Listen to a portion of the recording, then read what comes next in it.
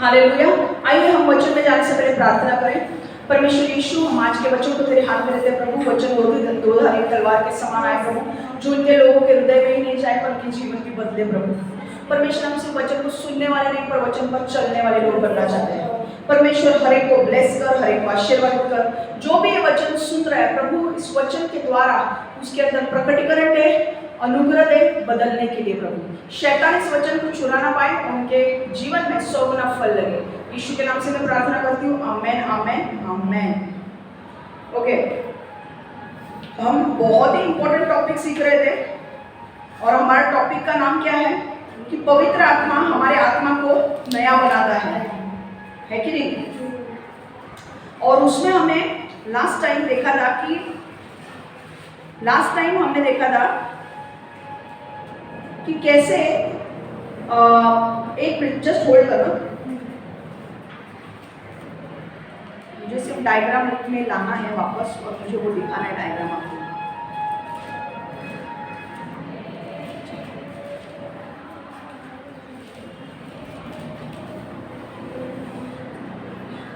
Hallelujah, आमेन। Last time मैंने क्या सिखाया था, आज का वचन हम वापस जाने वाले हैं। तो वचन में जाने से पहले मैं वापस थोड़ा पहले का लास्ट टाइम का रिवाइज करने वाली हूँ, ठीक है। तो मैंने क्या कहा था कि आदम को परमेश्वर ने उसके स्वरूप में बनाया। उसके स्वरूप में मतलब परमेश्वर,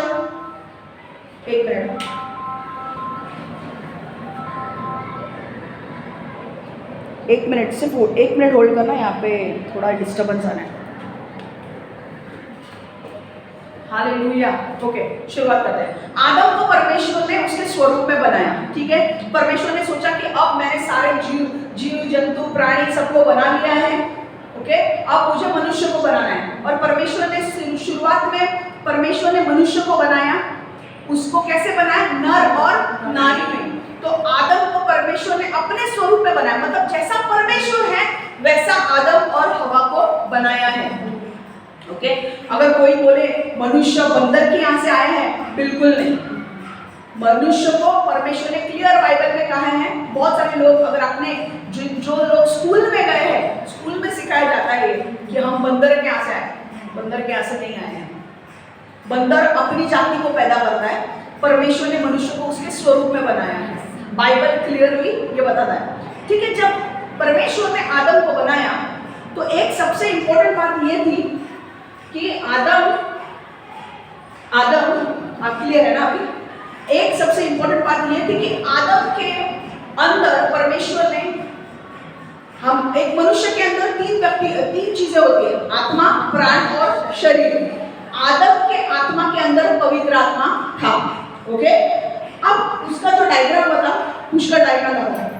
अब जब आदम को बनाया तो परमेश्वर ने हर चीज जब बनाई, 1 से 7 दिन में परमेश्वर ने क्या क्या बनाया, चांद, तारे, सूरज और पानी बनाया, समुद्र बनाया, ये लैंड बनाया, सब कुछ बनाया। और उसके बाद हर चीज बनाने के बाद, पशु पक्षी बनाने के बाद उसने बोला मैंने सब कुछ अच्छा बनाया है। तो जब आदम को उसने बनाया, वो भी उसने एकदम अच्छा बनाया। और आदम के अंदर पहले ही पवित्र आत्मा दे दिया। हालेलुया। अब आदम के अंदर जो पवित्र आत्मा था, उसके आत्मा के अंदर वो पवित्र आत्मा रहता था। और पवित्र आत्मा उसके प्राण को, मतलब सोल मतलब प्राण, मतलब उसका माइंड बोल सकते हैं आप। सोल मतलब माइंड, विल एंड इमोशंस, मन आप बोल सकते हैं। उसके मन के ऊपर कौन कंट्रोल करता था, पवित्र आत्मा। उसके आत्मा के ऊपर किसका कंट्रोल था, नियंत्रण था, पवित्र आत्मा का। और उसके शरीर पर किसका नियंत्रण था, पवित्र आत्मा का। तो उसके मन में, मैंने लास्ट टाइम भी कहा था कि उसका आत्मा जीवित था, यानी परमेश्वर से बात कर सकता था। आदम का आत्मा जीवित था, मतलब आदम के आत्मा के अंदर पवित्र आत्मा था, यानी वो उसके आत्मा परमेश्वर के साथ संगति में था। वो बात कर सकता था परमेश्वर के साथ, आमेन। उसके आत्मा का इरादा बहुत साफ था। उसके आत्मा का इरादा क्या था कि मुझे परमेश्वर के साथ चलना है, मुझे जो भी करना है मुझे परमेश्वर के साथ चलना है। तीसरी चीज चीज परमेश्वर ने क्या बोली? आत्मा, मतलब आत्मा प्राण मन पर राज करता था। अब क्या होता? ये जो आत्मा है, ये आदम का जो आत्मा है वो उसके प्राण पर राज करता था। his spirit, Adam's spirit dominated his soul. Okay? आदम के आत्मा में, आदम का आत्मा के अंदर पवित्र आत्मा था, और पवित्र आत्मा उसके प्राण को, उसके आत्मा को, उसके शरीर के ऊपर क्या करता था? राज करता था। समझ में आ रहा है? अब और तीसरी चीज मैंने कही कि आदम के प्राण को पता ही नहीं था पाप क्या होता है। आदम के मन को पता ही नहीं था कि पाप क्या होता है। आदम के मन में कभी बुरे विचार आते ही नहीं थे। Adam never had sinful thoughts in his mind. कभी बुरे विचार नहीं आते थे उसके मन में। क्यों? क्योंकि आत्मा साफ है, उसमें कुछ पाप है ही नहीं, तो मन में भी साफ है, मन में पाप है ही नहीं। और अगर आत्मा साफ है, प्राण साफ है, तो शरीर भी क्या करेगा? साफ ही होगा ना। पाप क्या है उसको पता ही नहीं है, तो पाप करेगा कैसे उसका शरीर?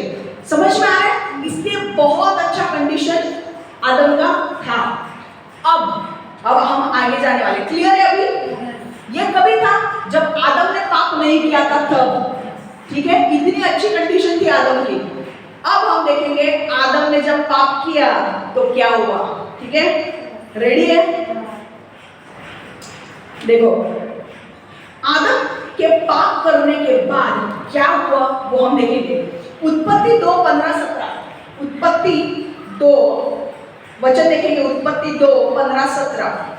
यहोवा ने मनुष्य को, ओके मैं इंग्लिश में पहले बोल रही हूँ, जेनेसिस 2:15-17। उत्पत्ति 2:15-17। The Lord God took the man and put him in the garden of Eden to work it and take care of it. And the Lord God commanded the man, you are free to eat from any tree in the garden, but you must not eat from the tree of the knowledge of good and evil, for when you eat from it, you will certainly die. यहोवा ने मनुष्य को अदन के बाग में रखा। मनुष्य का काम पेड़ पौधे लगाना और बाग की देखभाल करना था। यहोवा परमेश्वर ने मनुष्य को आज्ञा दी, तुम बगीचे के किसी भी पेड़ से फल खा सकते हो, लेकिन तुम अच्छे और बुरे की जानकारी देने वाले पेड़ का फल नहीं खा सकते। यदि तुमने उस पेड़ का फल खा लिया तो तुम मर जाओगे। समझ में आ रहा है? अब क्या हुआ? परमेश्वर के दिमाग में ये आइडिया थी कि मैं आदम और हवा को बनाऊंगा और मैं उनको काम दूंगा, मैं उनको बगीचे के अंदर रखूंगा, उनको काम दूंगा। और वहां पे बगीचे में बहुत सारे पेड़ थे। परमेश्वर ने कहा यहाँ पर बहुत सारे पेड़ हैं, सारे पेड़ में से तू फल खा सकता है, सिवाय एक पेड़ के तू फल नहीं खा सकता, वो है अच्छे और बुरे का ज्ञान देने वाले पेड़ से तुझे नहीं खाना है। अगर तू खाएगा तू मर जाएगा। अब उत्पत्ति 3:6, Genesis 3:6. When the woman saw the fruit of the tree was good for food and pleasing to the eye, and also desirable for gaining wisdom, she took some and ate it. She also gave some to her husband who was with her, and he ate it. उत्पत्ति 3:6। स्त्री ने देखा कि पेड़ सुंदर है, उसने देखा कि फल खाने के लिए अच्छा है और पेड़ उसे बुद्धिमान बनाएगा। तब स्त्री ने पेड़ से फल लिया और उसे खाया। उसका पति भी उसके साथ था, इसलिए उसने कुछ फल उसे दिया और उसने उसे खाया। अब क्या हुआ? उसने जब फल को देखा, आदम और हवा को परमेश्वर ने बोला ही था कि बाबा देखो, तुम किसी भी पेड़ में से खा सकते हो, सिर्फ अच्छे और बुरे का ज्ञान देने वाले वृक्ष से, मतलब पेड़ से नहीं खाना है। अगर तुम खाओगे तो तुम मर जाओगे। अब हुआ क्या? शैतान आता है सर्प के रूप में, ओके, और वो उसे बोलता है, अरे किसने तेरे को बोला खाने का नहीं? अगर तू इसमें से खाएगी ना तो तू परमेश्वर की तरह बनेगी। किसको बोला? हवा को बोला, अगर तू इसमें से खाएगी ना तो तू परमेश्वर की तरह बनेगी। उसके अंदर आ गई लालच। एक्चुअली उसको परमेश्वर की तरह बनना क्यों था? वो पहले ही परमेश्वर की तरह थी, क्योंकि उस परमेश्वर ने उसको अपने स्वरूप में बनाया था, है कि नहीं? जानबूझ के शैतान ने उसे फिसलाया और उसे बोला पेड़ का फल खा। उसने खा लिया और अब उसके जीवन में प्रॉब्लम्स आना शुरू किए। जिस दिन आदम और हवा ने परमेश्वर के आज्ञा का उल्लंघन किया, when Adam and Eve disobeyed God and ate that forbidden fruit, जब वो फल खा लिया तो पाप की शुरुआत हो गई। पाप की शुरुआत हो गई और मृत्यु की शुरुआत हो गई। मैंने कहा था, आप बोलोगे कौन सा मृत्यु? दो मृत्यु, शारीरिक मृत्यु, आत्मिक मृत्यु। ठीक है, शारीरिक मृत्यु मतलब शरीर का आत्मा से जुदा होना, मतलब शरीर में मर जाना। आत्मिक मृत्यु मतलब आत्मा का परमेश्वर से जुदा होना। तो आदम का क्या हुआ? आदम और हवा ने अगर पाप नहीं किया होता तो आदम और हवा हमेशा हमेशा के लिए पृथ्वी पर जीवित रहने वाले थे, हमेशा के लिए। और उनके जो संतान थे ना, वो भी हमेशा के लिए जीवित रहने वाले थे पृथ्वी पर क्योंकि आदम ने वो फल खाया, पाप की शुरुआत हो गई। और क्योंकि आदम ने पाप किया, श्राप आया आदम के ऊपर कि श्राप क्या? कि अब तेरी मृत्यु होगी। आदम जब 930 साल का था तब उसकी मृत्यु हो गई और उसे दफन किया गया। समझ में आ रहा है? अब ये तो हमको पता है। दूसरी चीज मैंने बोला आत्मिक मृत्यु। आत्मिक मृत्यु मतलब आदम के अंदर जो आत्मा, पवित्र आत्मा था, वो उसके अंदर से निकल गया। समझ में आ रहा है? आत्मिक मृत्यु, आदम के अंदर आत्मिक मृत्यु हुई मतलब आदम के अंदर जो पवित्र आत्मा रह रहा था वो उसके अंदर से चला गया। मैंने कहा आत्मिक मृत्यु मतलब क्या? आत्मा का परमेश्वर से जुदा होना। देखो ये आप डायग्राम देखो, खाली Pushkar spirit, soul and body, आत्मा, प्राण और शरीर, आदम के सारे काले पड़ गए। उसके अंदर का जो पवित्र आत्मा था वो चला गया। देख रहे हो यहाँ पे? समझ में आ रहा है यहाँ पे क्या हो रहा है? आत्मा क्या है? आत्मा में क्या हुआ है? पवित्र आत्मा है क्या अभी अंदर? पवित्र आत्मा चला गया तो आत्मा पूरा काला पड़ेगा। प्राण के अंदर क्या हुआ पता है आपको? जब आदम और हवा ने पाप किया तो उसका एक चीज ये हुई कि पापी स्वभाव उसके आत्मा, प्राण और शरीर में आ गया। और जब पापी स्वभाव उनके शरीर, आत्मा में आ गया, पवित्र आत्मा निकल गया। अब आप बोलोगे पापी स्वभाव मतलब क्या? पापी स्वभाव मतलब वो बोलना जो परमेश्वर के विरुद्ध काम करता है। पापी स्वभाव मतलब वो स्वभाव जो परमेश्वर के खिलाफ काम करता है, परमेश्वर के विरुद्ध काम करता है। समझ में आ रहा है? तो अब क्या हुआ? अब आदम के अंदर पवित्र आत्मा था ही नहीं।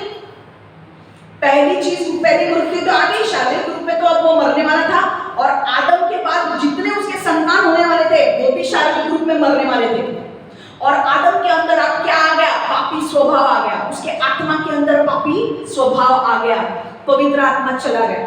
अब आदम परमेश्वर के साथ जुड़ा नहीं था, आदम परमेश्वर के साथ बात नहीं कर सकता था। समझ में आ रहा है? समझ में आ रहा है? अब हम देखेंगे एक एक चीज कि उसके प्राण, आत्मा और शरीर में होने क्या लगा। ठीक है, मैं ज्यादा डीप नहीं जाऊंगी, थोड़ा थोड़ा ही सिखाने वाली हूँ आज, जितना आप ले सकते हो। आदम के पाप करने के बाद पवित्र आत्मा आदम के आत्मा से चला गया और पापी स्वभाव आदम के आत्मा, प्राण और शरीर में आ गया। When Adam sinned, Holy Spirit left Adam's spirit and sin entered in his spirit, soul and body. Sin nature entered in Adam's spirit, soul and body. समझ में आ रहा है? आत्मा, प्राण और शरीर नष्ट हो गया और इनके अंदर पापी स्वभाव आ गया। पापी स्वभाव का अर्थ है परमेश्वर के विरुद्ध काम करना। After Adam sinned, his spirit, soul and body are destroyed because of sin nature. तीसरी चीज, पापी स्वभाव के वजह से आदम का आत्मा, प्राण और शरीर का इरादा बदल गया। वो परमेश्वर के खिलाफ काम करना चाहते थे। समझ में आ रहा है? पहले क्या था? आदम के अंदर पवित्र आत्मा था, उसके मन में गलत विचार ही नहीं थे, शरीर भी पवित्र था, क्योंकि आदम को पता ही नहीं था पाप क्या होता है। तो पाप करेगा कैसे? मुझे अगर पाप पता है तो मैं पाप करूंगी, अगर मुझे पता ही नहीं तो मैं पाप कैसे करूंगी? पहले वैसा था। पर अब आदम ने जब पाप किया तो श्राप में क्या हुआ? श्राप में वो मृत्यु आ गया, उसके दो मृत्यु, शारीरिक मृत्यु और आत्मिक मृत्यु, और उसके अंदर पापी स्वभाव आ गया। अब वो पापी स्वभाव, हालेलुया है, अब वो पापी स्वभाव आ गया। पापी स्वभाव वो स्वभाव है जो परमेश्वर के खिलाफ काम करता है। अब उसका जो आत्मा था, उस आत्मा बोलने लगा मुझे अभी परमेश्वर के साथ नहीं चलना है, मुझे परमेश्वर के विरुद्ध काम करना है। सारी चीजों का उगम आत्मा से होता है। आत्मा बोलने लगा मुझे परमेश्वर के साथ चलना ही नहीं है। प्राण के अंदर गंदे विचार आना शुरू हो गए। समझ में आ रहा है? गंदे विचार आने के बाद क्या होता है? पहले शुरुआत कहां से होती है? मन में गंदे विचार आते हैं, और फिर बाद में क्या होता है? शरीर में। तो शरीर भी क्या करने लगा? पाप करने लगा। समझ में आ रहा है? इसके वजह से, एक पाप के वजह से आदम के सारे आत्मा, प्राण और शरीर नष्ट हो गए, और उसके जो संतान है, उसके जो आने वाले जो पीढ़ी है, वो भी सब पापी है। अभी कोई भी बच्चा नया जन्मता है वो भी पापी है, क्योंकि उसके अंदर भी पापी स्वभाव है। समझ में आ रहा है? और उस पापी स्वभाव को कौन कंट्रोल करता है?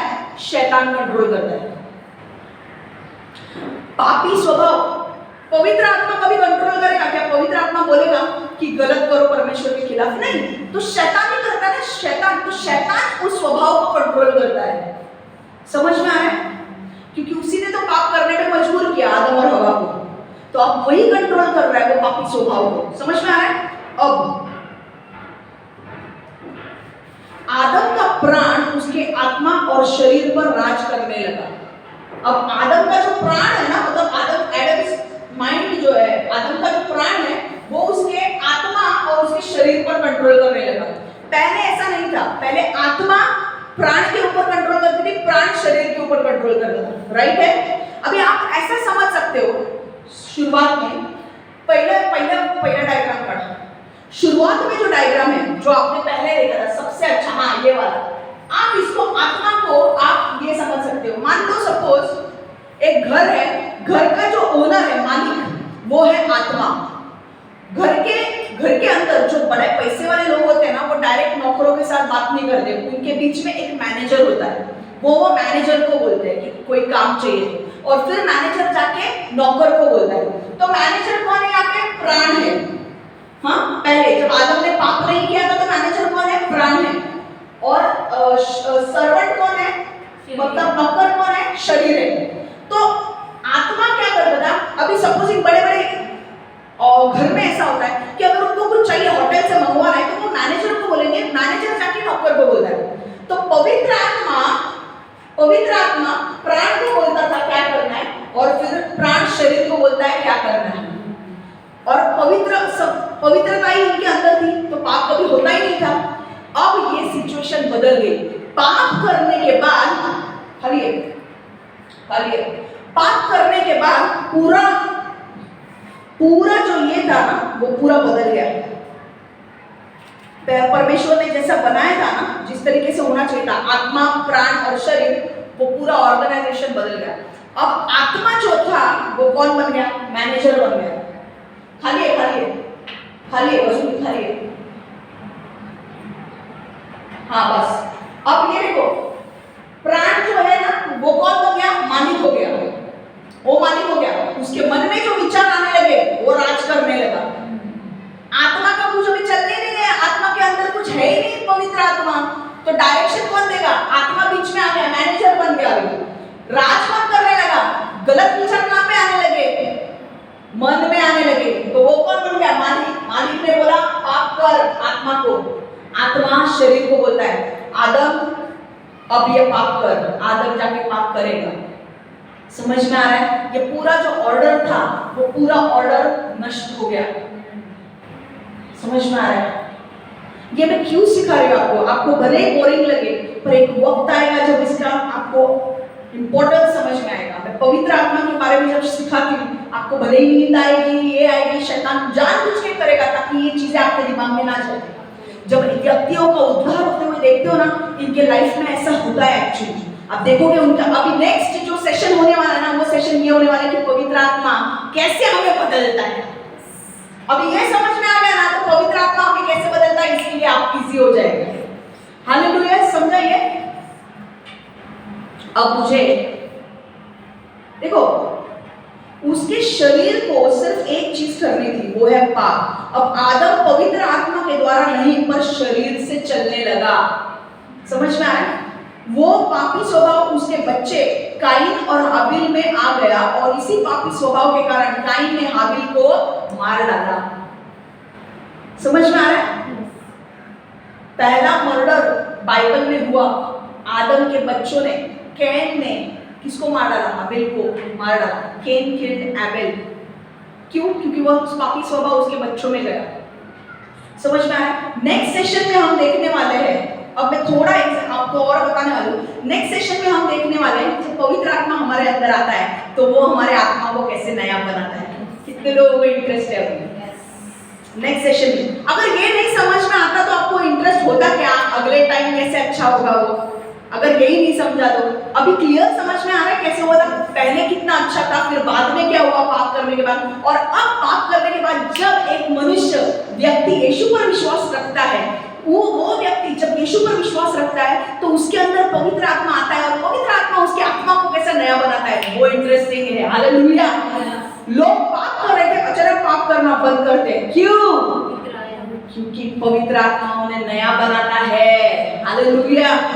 देखो, और एक दो चीजें हैं मुझे जो आपको समझानी है। कुछ लोग मुझे पूछ सकते हैं कि क्षमा, मुझे ये जानना है कि ये जो अच्छे और बुरे का ज्ञान देने वाला वृक्ष था वो परमेश्वर ने क्यों रखा? जब परमेश्वर को पता था कि आदम और हवा पाप कर सकते हैं तो वहां पर रखने की क्या जरूरत थी? पर परमेश्वर ने वो वृक्ष जानबूझ के रखा था। परमेश्वर ने जब आदम और हवा को बनाया तो परमेश्वर को आदम और हवा को रोबोट नहीं बनाना था। रोबोट नहीं बनाना था कि भाई मैं जो बोलूंगा वही करना है। नहीं, परमेश्वर ने जब आदम और हवा को बनाया तो उन्हें स्वतंत्र अपनी अपनी इच्छा दी कि भाई नानी की अपनी इच्छा है, रंजना की अपनी इच्छा है, कीर्ति की अपनी इच्छा है, और मैं उनके सामने विकल्प को रखूंगा कि अच्छा और बुराई उनके सामने रखूंगा। उनको चुनना है कि उनको अच्छा करना है या बुरा करना है। समझ में आ रहा है?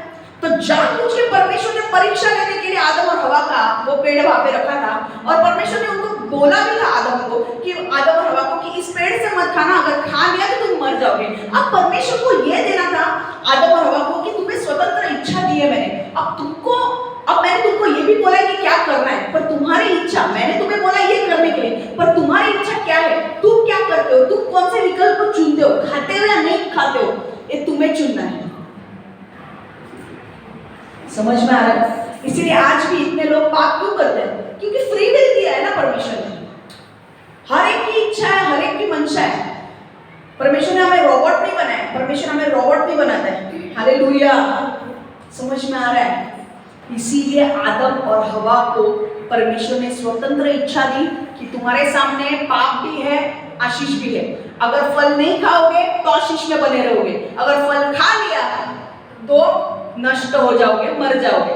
पर आदम और हवा ने क्या किया? आदम और हवा को नहीं समझ में आ गया, और वहां पे कौन आ गया? शैतान आ गया। शैतान ने लुभा दिया, आदम और हवा ने फल खा लिया, गए काम से। समझ में आ रहा है? अबे और एक चीज मुझे आपको बोलनी है कि एग्जैक्टली आप बोल सकते हो कि क्षमा, आदम और हवा को जब शुरुआत में आदम और हवा को कोई पाप पता ही नहीं था। जब तक आदम और हवा ने पाप नहीं किया था, उन्होंने जब तक वो फल नहीं खाया था, उनको पाप के बारे में पता ही नहीं था। पाप क्या होता है उनको पता ही नहीं था। उनके जो शरीर की जो इंद्रियां थी ना, वो काम नहीं करती थी ज्यादा। आत्मा में वो लोग स्ट्रॉन्ग थे।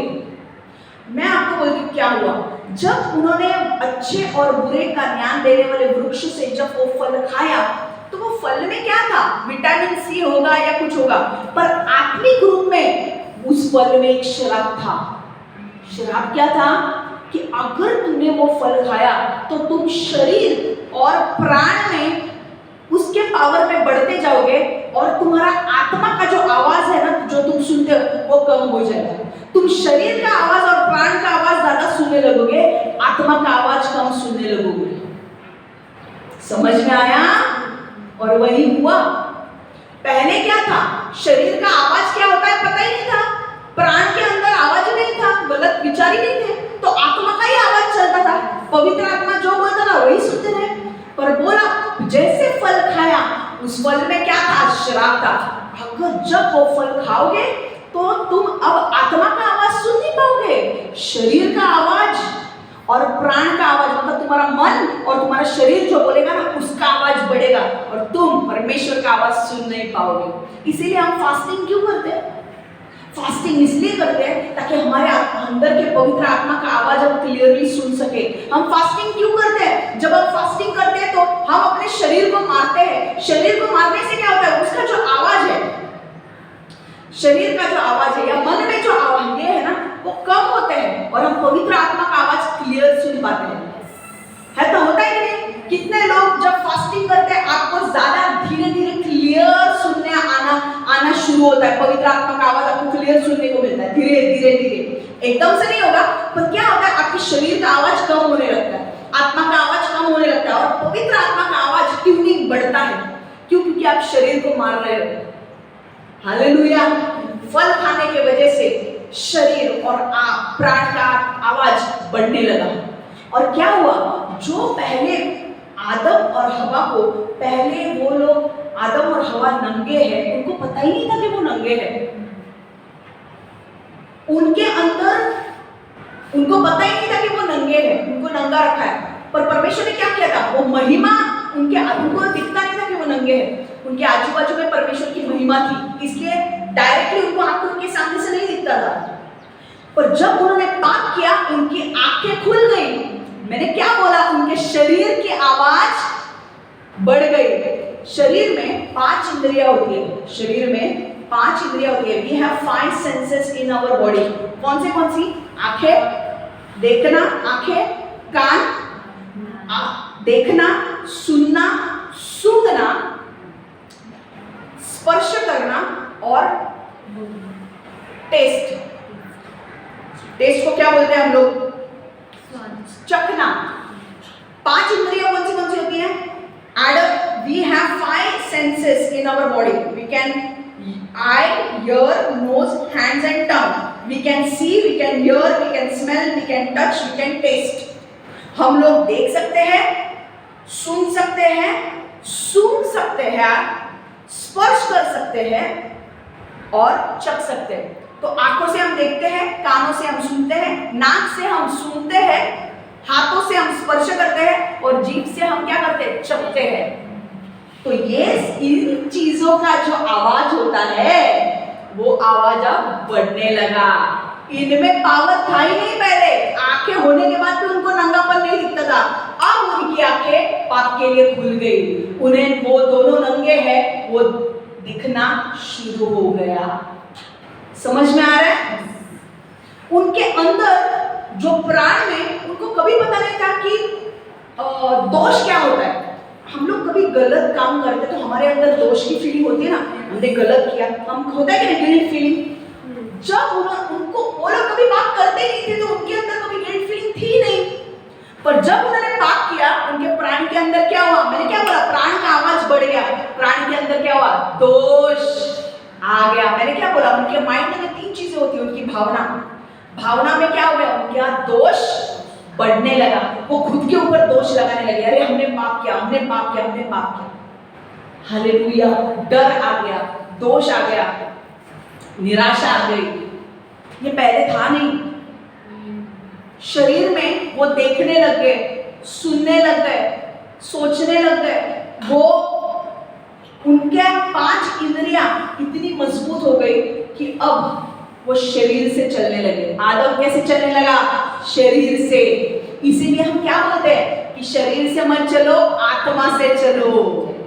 समझ में आ रहा है? जब मैं आपको हर वक्त बाइबल में पढ़ के बोलती हूँ आत्मा में चलो, पवित्र आत्मा में चलो, इसका मतलब क्या कि पवित्र आत्मा आपको क्या बोल रहा है वो सुनो। आपका शरीर आपको क्या बोल रहा है, आपका मन आपको क्या बोल रहा है वो मत करो।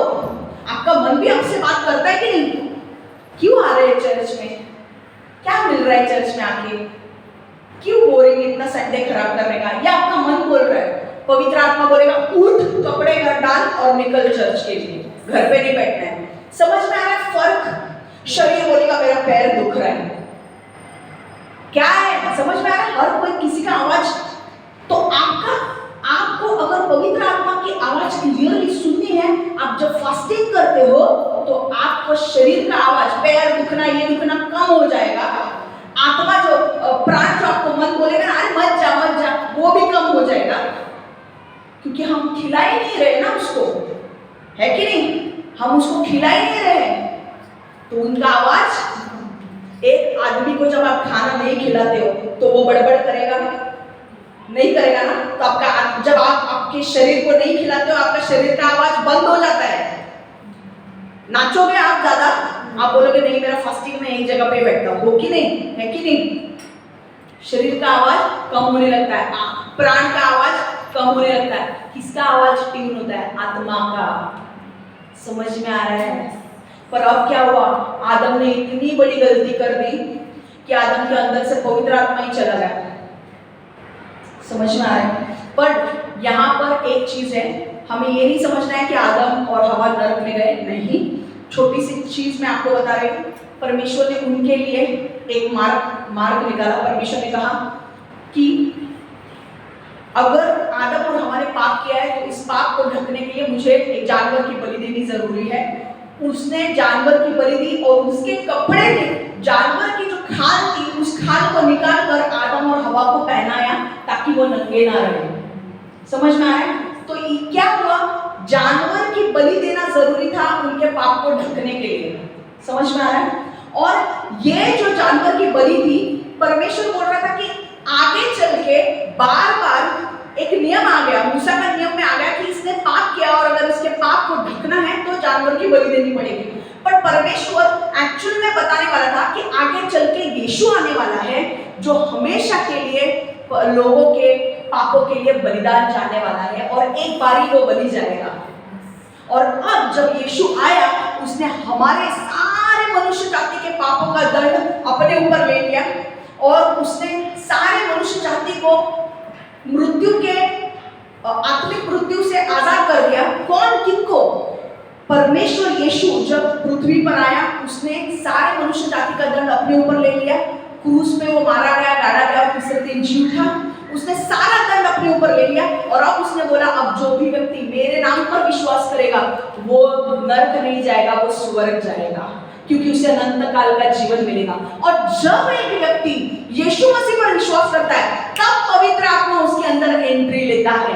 और पवित्र आत्मा कहाँ रहता है? उसके आत्मा के अंदर। और क्या करता है?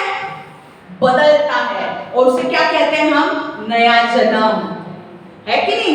नया जन्म मतलब क्या? पवित्र आत्मा हमारे आत्मा के अंदर आता है और हमारे आत्मा को बदलता है। और इसीलिए वो कोरिन्थियों में वचन है ना, जो पुराना है वो बीत गया, अब मैं नई सृष्टि हूँ। क्यों नई सृष्टि हूँ? मेरा आत्मा बदल रहा है। अब अगले हफ्ते देखने वाले हो कैसे आपका आत्मा बदलेगा। क्लियर है? आपको समझ में आ रहा है? आपको क्लैरिटी मिल गई क्या है? आपको कुछ डाउट है? आज जो मैंने सिखाया वो कुछ नहीं। पहले क्या था? आदम का आत्मा, प्राण और शरीर में कोई प्रॉब्लम नहीं था, कोई पाप नहीं था, है कि नहीं? पवित्र आत्मा उसके आत्मा में रहता था। बाद में पाप करने के बाद क्या हुआ? आदम के आत्मा, प्राण और शरीर नष्ट हो गए, उनके अंदर पापी स्वभाव आ गया। और पापी स्वभाव को कंट्रोल कौन करता है? शैतान। ओके? अब आदम आगे परमेश्वर के साथ बात नहीं कर पाता था क्योंकि उसके अंदर का पवित्र आत्मा चला गया। पर परमेश्वर ने उसे नष्ट होने नहीं दिया, उसके बदले आगे चल के पशुओं की बलि दी। और पशु की बलि इसलिए दी ताकि आदम और हवा को पाप से बचाया जा सके, वरना वो नरक चले जाते। समझ में आ रहा है? अब उसके बाद क्या हुआ? अब जो है आदम का आत्मा, प्राण और शरीर पूरी तरह से नष्ट हो चुके हैं। आत्मा के अंदर कुछ रहा ही नहीं है। प्राण अब कंट्रोल में आ गया, भाई ओनर हो गया, मालिक हो गया। मालिक क्या बोलता है आत्मा को? जा, जो मैं बोलता हूँ शरीर को जो करने को है मैं वो बोलूंगा होगा। इसीलिए जब लोगों के मन में गलत गलत विचार आते हैं, शुरुआत कहाँ से होती है? मन से। तुम्हारे आत्मा के अंदर पवित्र आत्मा है ही नहीं और आत्मा को भी पाप करना है, तो रोकने वाला कौन है? हमारे यहाँ पे प्रॉब्लम शैतान को तब होने लगती है जब पवित्र आत्मा एक व्यक्ति के अंदर आकर रहने लगता है, क्योंकि शैतान बोलता है पाप कर, पवित्र आत्मा बोलता है नहीं। और ये अगले इसमें सीखने वाले हैं हम। एक व्यक्ति के अंदर अगर पवित्र आत्मा उसके आत्मा के अंदर है ही नहीं, प्राण में गलत विचार आने लगे। अब प्राण में शैतान आके बोलता है चोरी कर, चोरी कर, उसके मन में दिन रात चोरी कर, चोरी कर, चोरी कर, चोरी कर। अब वो चोरी कर, चोरी कर, प्राण क्या बोलता है? आत्मा को बोलता है चोरी कर, चल। एक यहाँ से इधर आ गया, मैनेजर को बोलता है चोरी कर, मैनेजर बोल रहा है नौकर को चोरी कर। नौकर कौन है? शरीर। शरीर जाके चोरी करेगा, क्योंकि प्रॉब्लम मन में है, उधर चेंज होना जरूरी है। आत्मा में प्रॉब्लम है, आत्मा पूरी तरह से नष्ट हो गया है, और आत्मा के अंदर जब तक पवित्र आत्मा नहीं आएगा बदलाव नहीं आएगा। समझ में आ रहा है?